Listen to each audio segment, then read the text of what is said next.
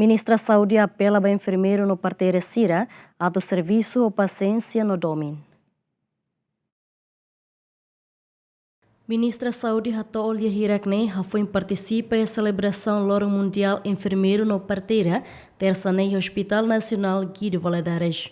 Ministra atutan enfermeiro no parteira Sira, makchave ba atendimento ba paciente Sira, também Sira precisa serviço ou paciência no domínio, onde garante paciente Sira retam atendimento no pediac. Tem que parteiras ou enfermeiras são chave importante para o setor saúde. Depois acompanha a memória ser mais hospital, sobre o que enfermeira, Sira o paciente, o domínio, o teriam que o matéria que seria ser sempre atende o conhecimento não é mais seria.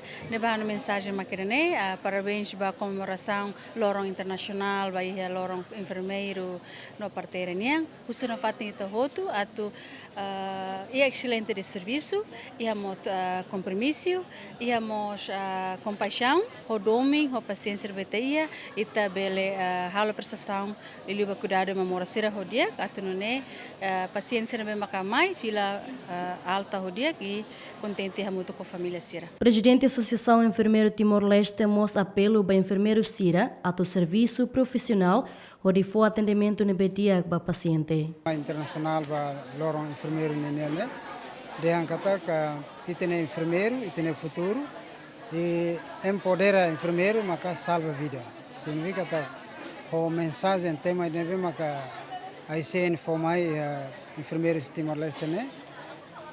A minha apelo maka kita hanoi kata que enfermeiros ahu depois celebração é hoje. Enfermeiro sira precisa de salvação, de cuidados para a população, né, Kata enfermeiro é importante, o insama que lori na fatem combate mora suwe na vema kariki mosi tinarai.